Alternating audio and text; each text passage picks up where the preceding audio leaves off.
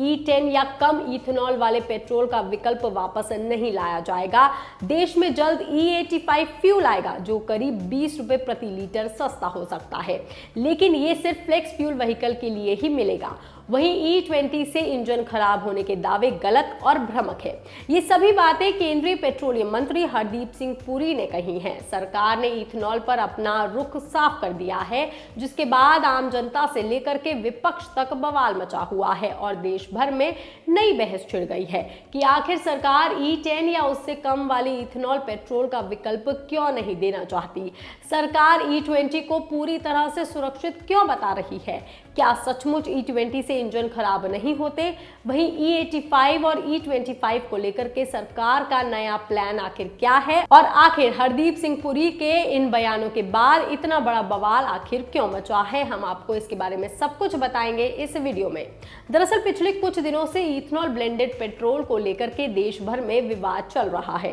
Social media पर कई लोग दावा कर रहे हैं कि E20 पेट्रोल से उनकी गाड़ियां खराब हो रही हैं या फिर उनकी गाड़ियों की माइलेज कम हुई है, लेकिन सरकार लगातार इथेनॉल को बढ़ावा दे रही है, जिससे जनता के मन में कई सवाल उठ रहे हैं और सरकार से कई मांगे भी वो कर रही है। इन्हीं के बीच पेट्रोलियम मंत्री ने एक प्राइवेट चैनल को इंटरव्यू दिया और इससे जुड़े सभी बड़े विवादों पर सरकार का पक्ष साफ कर दिया।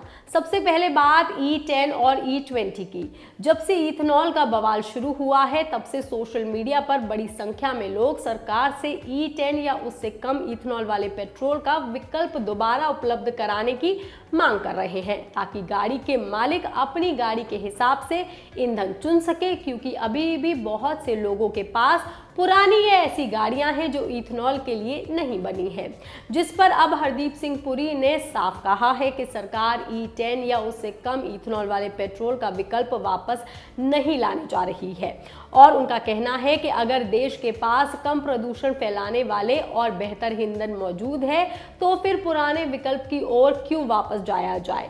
उनके इसी बयान से विवाद शुरू हो गया। सोशल मीडिया पर कई लोगों ने सवाल उठाया कि अगर E20 वास्तव में बेहतर है तो लोगों को अपनी पसंद का ईंधन चुनने का विकल्प क्यों नहीं दिया जा रहा।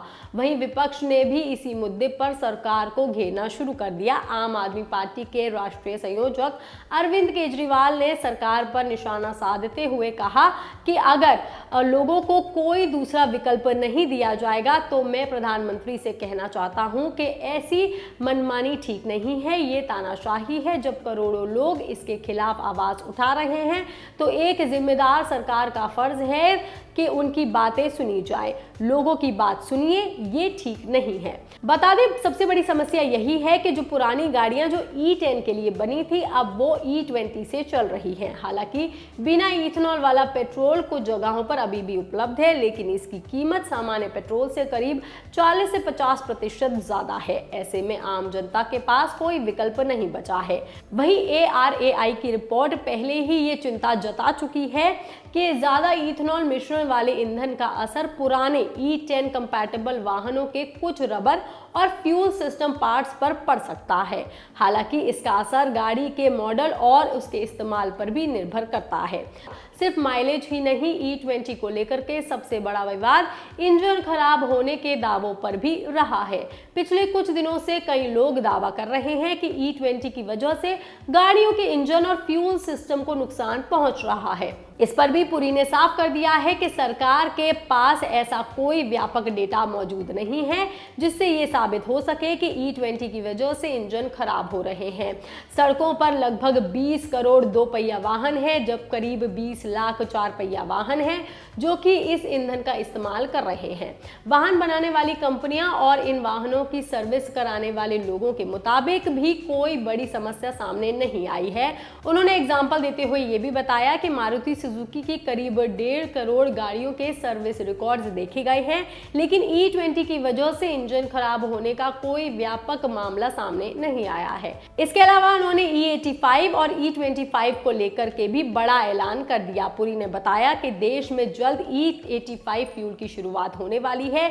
इसमें लगभग 85% इथेनॉल और 15% पेट्रोल का मिश्रण होगा और इसकी कीमत सामान्य पेट्रोल से करीब 20 रुपए प्रति लीटर फीचर कम रखी जा सकती है, लेकिन उन्होंने साफ कर दिया है कि E85 किसी भी सामान्य पेट्रोल या फिर E20 वाली गाड़ियों के लिए नहीं मिलेगा, बल्कि इसका इस्तेमाल सिर्फ उन्हीं वाहनों में किया जा सकेगा जो फ्लेक्स फ्यूल टेक्नोलॉजी के हिसाब से बनाए गए हैं। इसको लेकर के भी सवाल उठ रहे हैं, क्योंकि देश में अभी भी फ्लेक्स फ्यूल व्हीकल्स की संख्या बेहद कम है। तो आखिर E85 का फायदा फिलहाल कितने आम लोगों को मिलेगा, क्योंकि अभी ज्यादातर लोगों के पास सामान्य पेट्रोल वाली गाड़ियां ही हैं और फिलहाल जनता अपनी गाड़ियां बेच करके नया फ्लेक्स फ्यूल व्हीकल बड़ी संख्या में नहीं खरीदने वाली। तो इससे फायदा आखिर किसको मिलेगा? हालांकि इन सभी सवालों और विवादों के बीच हरदीप सिंह पुरी ने एक बात बार बार दोहराई है कि सरकार इथेनॉल ब्लेंडिंग प्रोग्राम से पीछे हटने वाली नहीं है। हालांकि इन सब के अलावा पुरी ने E25 को लेकर के भी चल रही अटकलों पर भी सरकार की स्थिति साफ कर दी है। उन्होंने कहा है कि सरकार ने अभी E25 लागू करने का कोई फैसला नहीं लिया है। फिलहाल इसकी टेस्टिंग चल रही है। टेस्ट रिपोर्ट आने के बाद ऑटोमोबाइल कंपनीज और दूसरे स्टेक होल्डर से चर्चा होगी, उसके बाद ही तय किया जाएगा कि E25 को बाजार में लाया जाना भी चाहिए या फिर नहीं। अभी E25 लागू करने की कोई टाइम लिमिट तय नहीं हुई है। मतलब सरकार ने अपने फैसलों का तो ऐलान कर दिया है, लेकिन जनता के विवाद अभी भी खत्म नहीं हुए हैं, क्योंकि सवाल सिर्फ इथेनॉल इस्तेमाल करने का नहीं है, बल्कि आम लोगों की गाड़ियों, उनकी जेब और उनके सामने आ रही परेशानियों का भी है, जिसका सरकार को अभी भी कोई ठोस समाधान देना होगा। ये खबर, ये जानकारी आपको कैसी लगी? आप हमें कमेंट करके जरूर बताएं। बाकी तमाम खबरों के लिए आप देखते रहिए लोकमत हिंदी।